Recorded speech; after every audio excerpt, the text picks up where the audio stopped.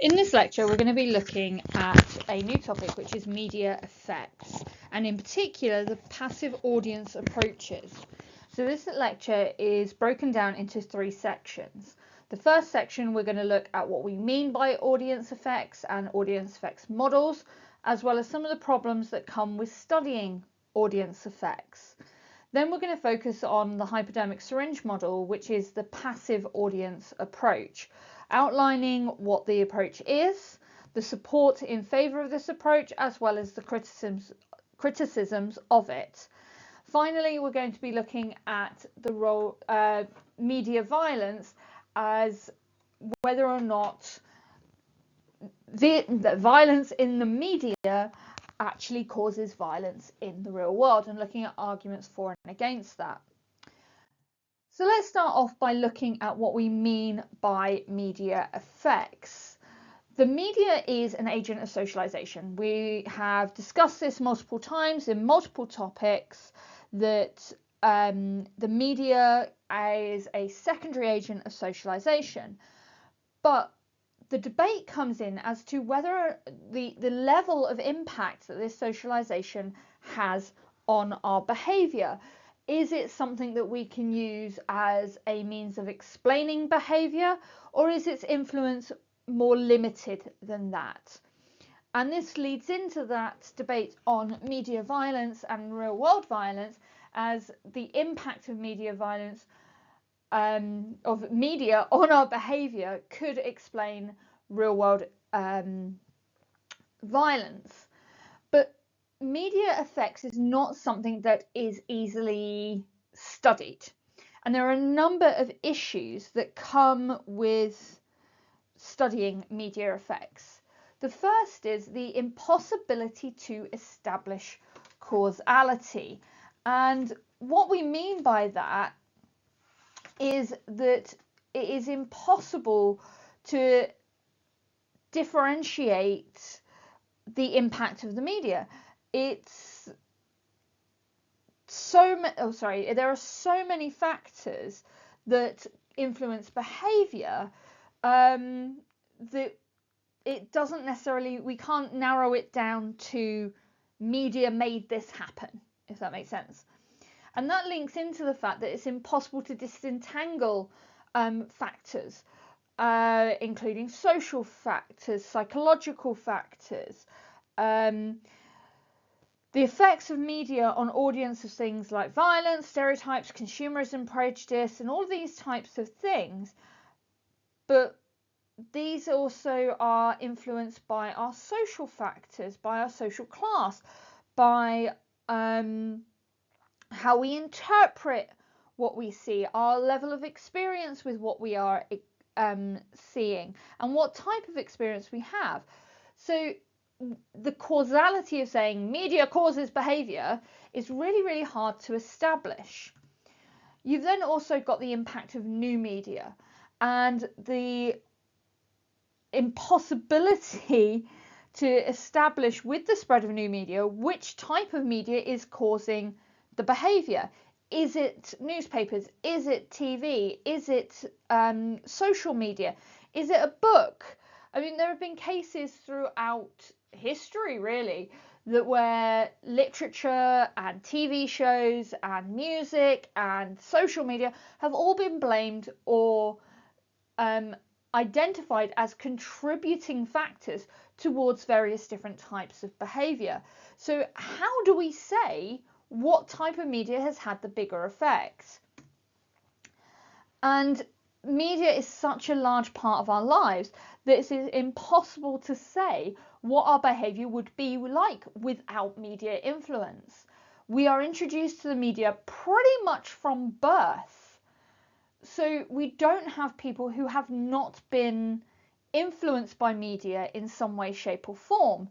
And therefore we cannot say whether or not the behavior is caused by media or not, due to the fact that we don't have a control group who have not been exposed to media, which leads us to the ethical issues. In order to have that control group, you would have to limit somebody's access to media, or take away all forms of media, which in today's day and age would mean isolating that person and putting them in a scenario or in a situation where they are literally living in a box. That phrase of have you been living under a stone or have you been living in a box really comes to mind here, in the sense that in order to not be influenced by media, you really would have to be living in a cave somewhere with no or little to no interaction with the wider world. And to set that up would be unethical. It would be in the same way that the nature-nurture debate is unethical, so is it unethical to study media effects by having a control group. But that doesn't mean that people haven't got their ideas, their theories on how media influences society. And they are split into two main groups. You've got the passive audience approach, which we're going to look at in this lecture, and then the active audience approaches we're going to look at in the next lecture. So what is a passive audience approach? The other name for a passive audience approach is the hypodermic syringe model. And this kind of gives, in very simple terms, says that we are passive puppets to media messages, that we are directly influenced by media messages. Essentially, where the hypodermic syringe comes in, we are injected with media messages and we have no control over that. We accept the messages that are coming. So it is directly influencing. There is a causality or a very high correlation between media messages and real world behavior, according to this model. And what this does is it looks at the audience as a homogeneous mass. And what we mean by that is that it sees everybody in the audience who is consuming the media as being the same. That they are going to accept the media message as is and not be critical of it in any way. And everybody is going to get the same message, the same ideas from watching the same pieces of media. And these messages are going to have an immediate impact on our behavior, meaning that, and this, it's going to sound weird, but it's a monkey see, monkey do situation. We see it in the media, we're going to do that. And in some ways we can see how that influences us with advertising. I know that I've been sat watching TV, and I don't watch TV that often, I tend to stream, but watching TV and an advert will come on for something, I'll be like, oh yeah, well, yeah, I really fancy that. Particularly with food and drink and things like that. See an advert for KFC and think, oh yeah, I could just do with a KFC or McDonald's or pizza or something like that. And there is that influence of advertising on our immediate behavior. And that suggests a linear line of communication. The media tells us how we something and we accept it. It's not a two-way conversation. It's not a kind of communication in the sense of conversation. It's more telling. It's more, I'm telling you what to think in terms of media messaging. I'm telling you what you should want in terms of media messaging, rather than critical thought, which also suggests a blind acceptance of media messages, that we aren't critical, that we aren't thinking about it. Media says this, I believe it. Now that's not to say there aren't people out there who are like this, and we've seen that in the nature of conspiracy theories and QAnon and things like that, where people kind of go, but it said on the telly, or it said on the internet, or it said here, or it said there. creating this idea that they've been told it by the media, they've been given this message through the media, and they're just kind of going, okay, the media said that. And it's also expecting us to have this uniform acceptance of the messages, that whoever hears that message, whoever sees that message, is going to have the same response to it. Now, so to summarize, the hypodermic syringe model essentially says to us, this is the world, and the audience goes, okay. And we can kind of talk a little bit here about the postmodernist hyperreality and the idea, and simulacra, in the sense that people will believe what they see on the TV. Now, a classic example of this would be the 1930s radio play of War of the Worlds. So in the 1930s, and I can't remember what year exactly, or maybe it was the 1940s. It's definitely it must have been 1940s because it was post-World War II. Orson Welles, who was a radio play director, writer, took the story by H.G. Wells, and I do believe there is no relation, turned it into a radio play. And a number of people tuned into this radio play, but missed the opening of it, the first few minutes of it, where it says, this is a radio play brought to you by Orson Welles, blah, blah, blah, blah, all of that. And they turned on their radio to a fictionalized news broadcast stating that aliens had invaded New Jersey. Now, you have to remember the social time that this all happened. It's post-World War II. We're getting to the development of the Cold War. There is suspicion of everybody in terms of spies and espionage. People weren't trusting their neighbours. People were just really, really quite suspicious of everybody.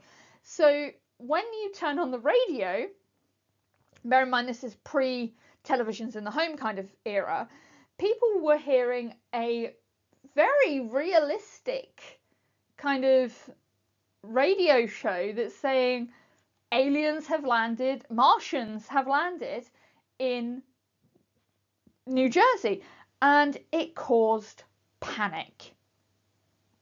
People believed that there were aliens in New Jersey, and people in New Jersey were trying to get out of New Jersey, people trying to contact people who they knew in New Jersey, and it was just chaos. And it is suggested that a number of people did commit suicide because of this. Now, whether or not that's actually true, we don't know. And more recently, the media furore around this radio play really has been questioned as to whether or not it was all media hype in order to get more people to listen in, and obviously raise ratings, etc. But the essential part of the hypodermic syringe model is epitomized in that situation, because people heard it on the radio and just believed it. They simply heard it and went, that's how it is. And that's not the only support that there is for the hypodermic syringe model. The feminists also show evidence in support of the hypodermic syringe model. Now, Orbach and Wolf, working separately, argued that the way that the media represents femininity and body image, and you remember back to media representations of gender and how that cult of femininity that was put forward by Ferguson, they're suggesting that the media is shaping this body image, and it's leading to a generation of women who suffer from eating disorders, from body dysmorphia, and this they link it directly back to media representations of women. Now, Dines in 2011 started looking more towards pornography and how the consumption of pornography has influence male behavior towards women.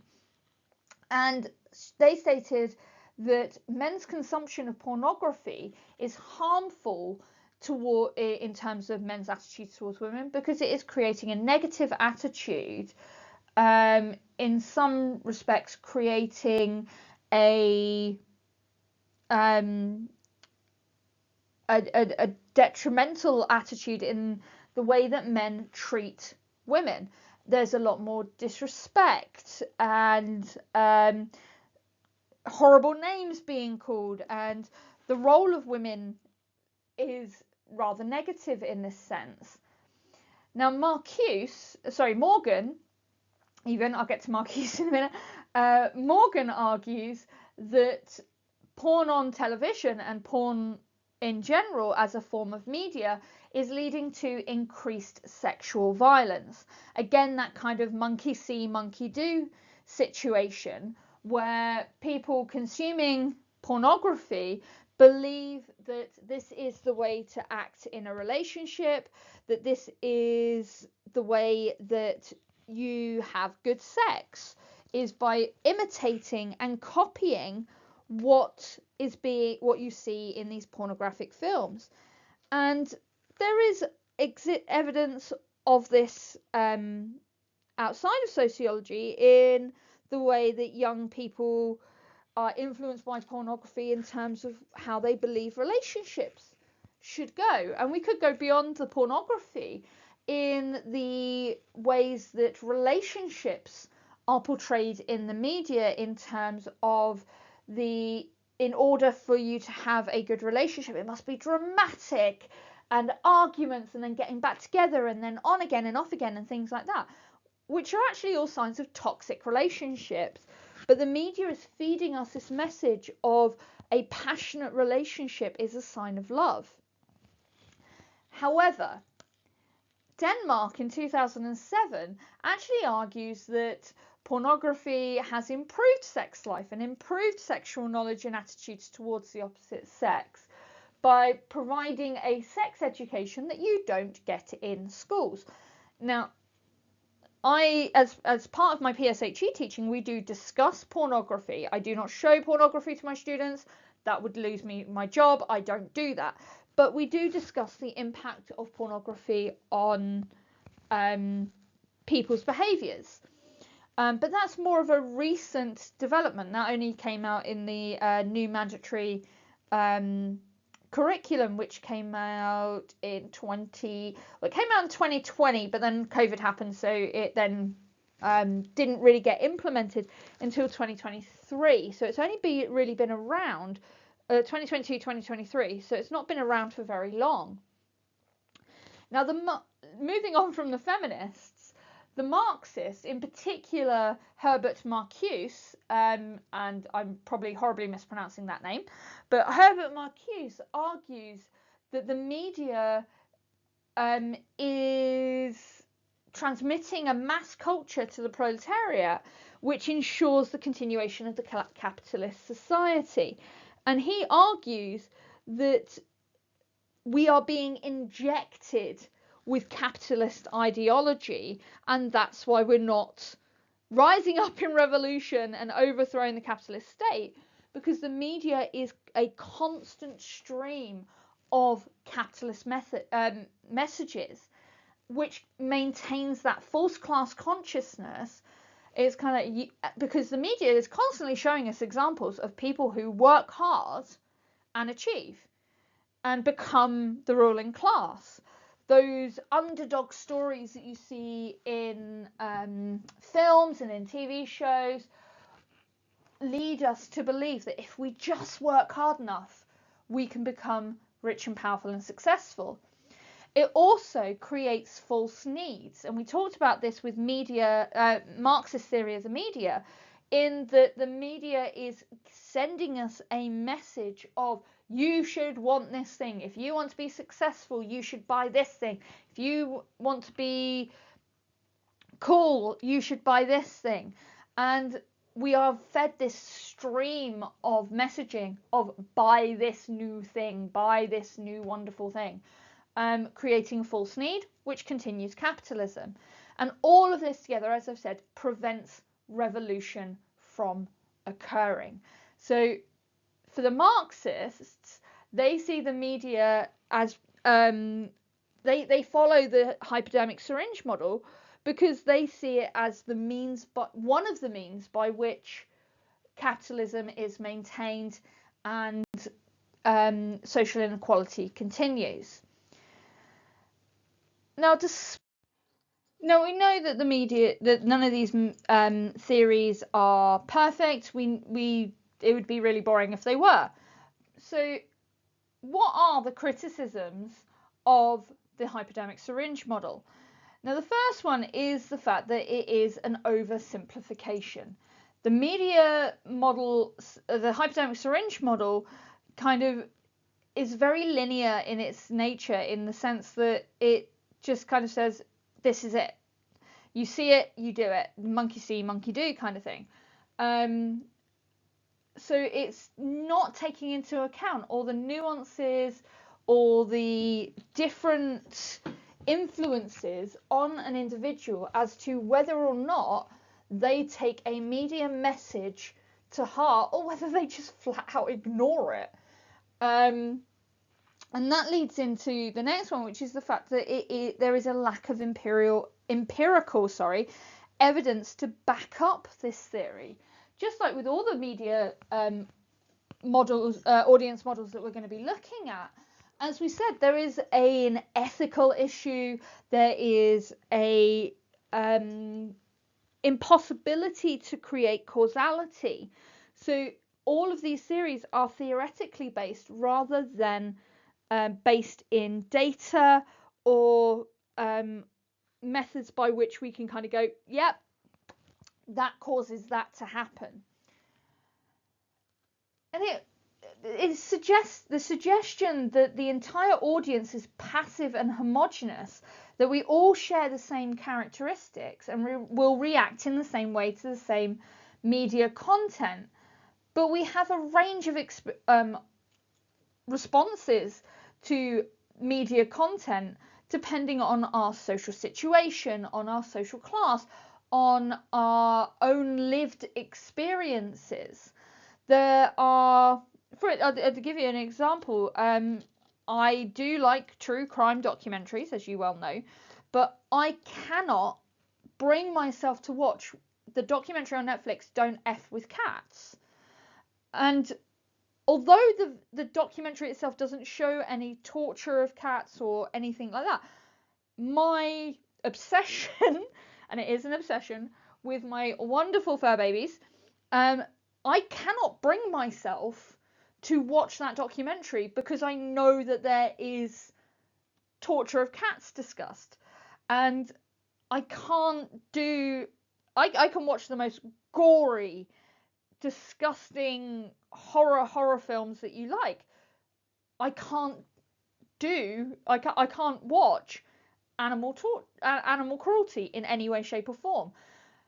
So this idea that we will all react to media content in the same way clearly doesn't take into account our own lived experiences, our own situations, our own thoughts on different things. And that shows it's a deterministic theory. It's suggesting that we aren't in control of our behaviour, that the media is controlling our behaviour, that we're gullible, that we are easily manipulated, when in fact we are active thinkers, we are in control of ourselves, and we can make a choice as to whether to follow what we see or not. And that links into our last one. It gives an awful lot of power to the media. It's assuming that the media have an enormous amount of power and influence, overriding all other agencies of socialization. And it completely ignores the fact that we can turn it off. As we said, there is a pluralist amount of media out there. There are hundreds of channels, hundreds of types of music you can listen to, books you can read. If you don't like something, you turn it off. And you, as the audience, have the power to do that. So there are elements of the hypodermic syringe model that are accurate, that are truthful and have a powerful, I guess, explanation for how the media influences our behavior as a secondary agent of socialization, but it's not perfect.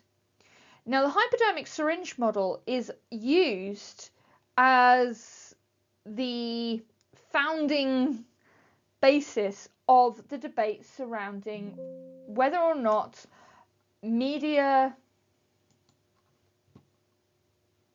oh, hang on.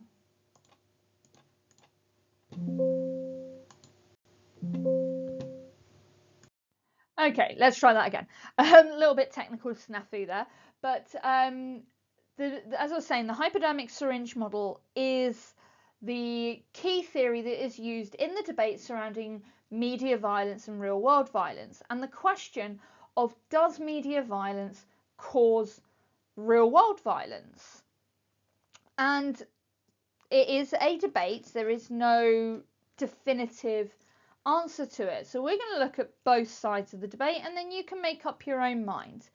Now, the first side, obviously, we'll talk about the yes side. Does media violence cause real world violence? Now, there are a number of cases of criminal activity, particularly, but general violent behavior that has had a a correlational link, and I'm probably making up a word there, to media violence. Now, the first is a very famous case that we have probably discussed multiple times over the course of your A-level sociology videos and lessons, and that's the case of James Bulger. Now, James Bulger was a 3-year-old who went to a supermarket, a shopping centre with his mother. He was kidnapped, tortured, and killed by John Venables and Robert Thompson, who at the time were 10 years old. During their court case, their defence lawyers tried to argue that the boys Venables and Thompson had been unduly influenced by watching violent films such as Child's Play 3, which is not particularly great, Chucky sequel, and that they didn't understand that James wouldn't get up from what they were doing to him, because in the film Chucky always got up. I mean, it's a horror film, the killer always comes back. I mean, there have been 9 Chucky films over the course of the last 30 years, but it was argued that had these boys not been exposed to violent films and violence in the media, they would not have killed James. However, there was no evidence, the police found absolutely no evidence that either of those boys had ever watched Child's Play 3 or been exposed to extreme media violence. So it was a defence tactic. However, there are cases where the evidence is there.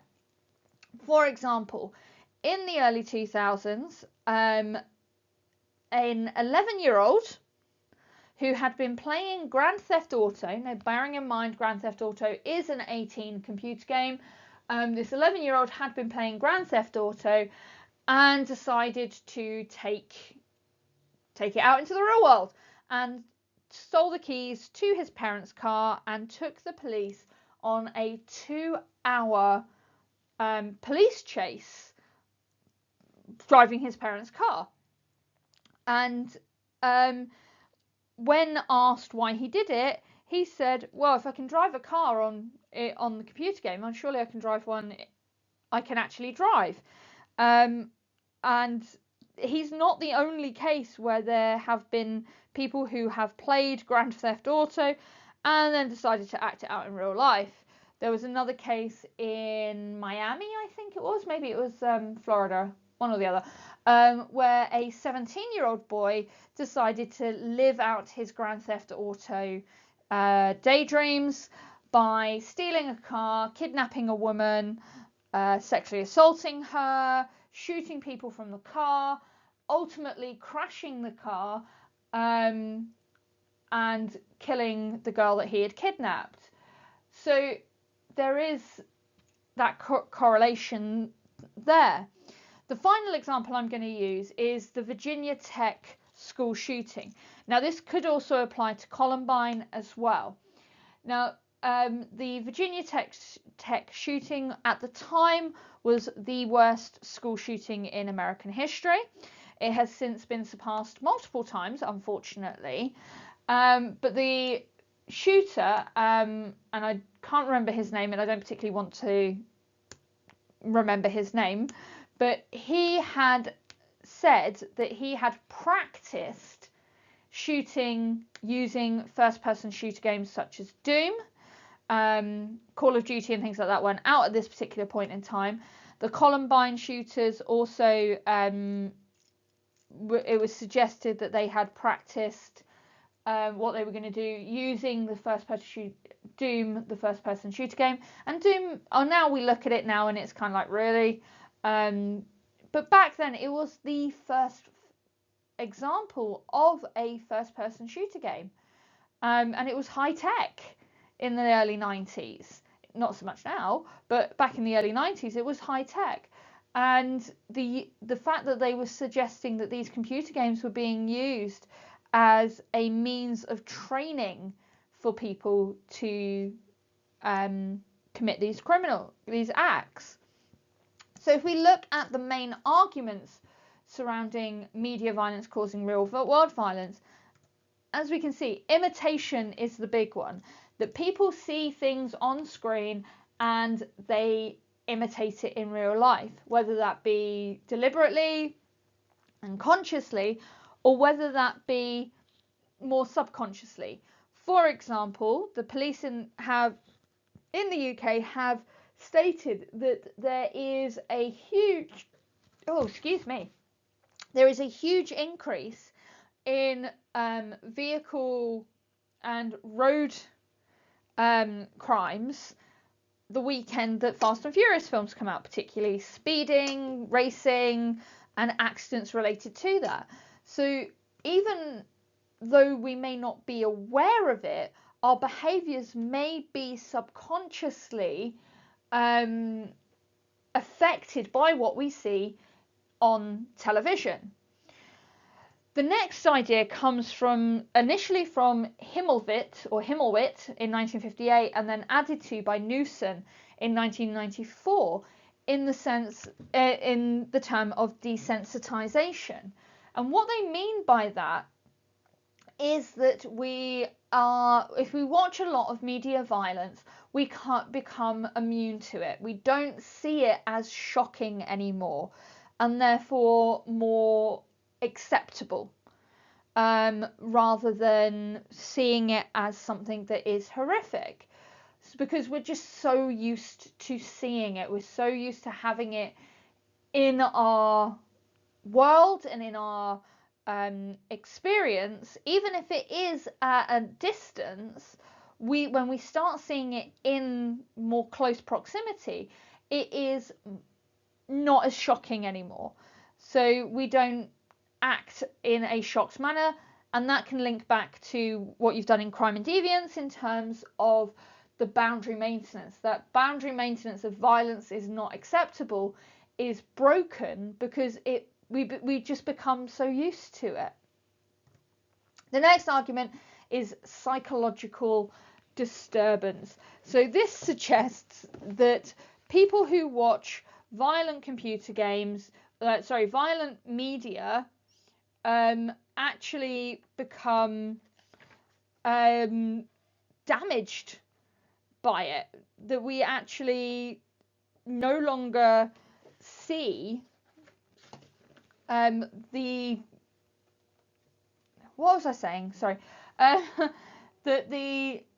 issue is that it changes our brain wiring. Sorry, my brain just went completely weird there. So by watching media violence, we change the wiring of our brains. Young people and young children causing nightmares, sleeplessness, anxiety, which can all have long-lasting effects and change our behaviors. So by seeing media violence, we change our brain wiring. And the final one comes from Katz, and it's his edgework theory. And this is the suggestion that when we see things in the media, we get a thrill from it. We can watch a horror film or an action film or something like that, and we get an adrenaline rush from it. And eventually that adrenaline rush isn't enough. So in order to get more of a rush again, to get that same feeling that we got the first few times that we watched violence on the television or in the movies or anything like that, we will then escalate it to real world violence and real world behaviors. So there is some evidence to suggest that there is a link, a correlational link or a causal link between real media violence and real world violence. However, we do have to take into account the counter argument, and that can be just as compelling.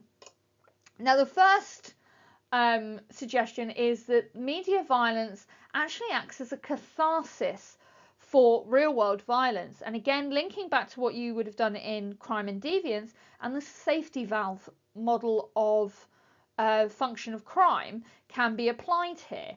Because by engaging in violent video games, by playing aggressive games, by watching aggression on television and film and things like that, we then don't feel the need to go out and do it ourselves. We take out our frustrations in a fictional world with Grand Theft Auto or Call of Duty or any of those other violent video games, or by watching an action film or some sort of violent film, we release that frustration without actually doing it ourselves. There's also the idea of sensitization, and this suggests that exposure to violence in the media can actually make people feel more sensitive to the consequences of violence and less tolerant of real life violence. Generally, when we see violence in the media, there is a consequence attached to it, whether that be in terms of law and order or in terms of physical injury, even death. That kind of goes, well, actually there are real world consequences to this, which can make people feel more sensitive regarding violence in the media and how they see violence in the real world. And it can also create a fear of violence. Even if what's shown in the media doesn't make people believe that by seeing media violence, it can suggest that people believe we live in a violent world. And this can link to what we've done in terms of news values. And one of those news values is sensationalism, is excitement. And violence creates that safe excitement without actually having to be involved. So it can create this fear that we live in a violent world. So it doesn't lead to violence in the real world. It leads to people being more careful, being more cautious about what they do and where they go. And finally, now normally I would say that this is a weak argument, but it does actually have a place here.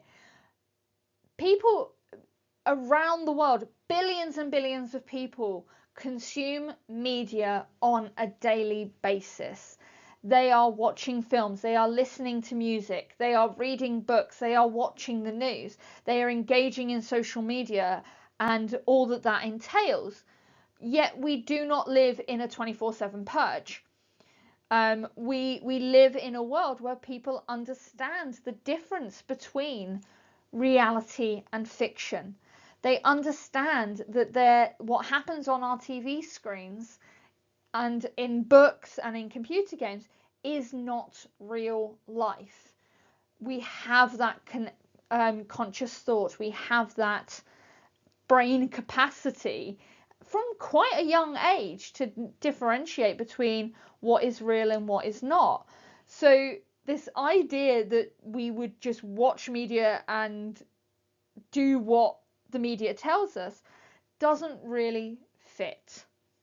So in this lecture, we've covered what the media audience effects models means and the methodological problems of studying audience effects. We've gone through the hypodermic syringe model, including support for that model as well as criticisms, and how this model is used in the debate of media violence and whether or not media violence causes real-world violence.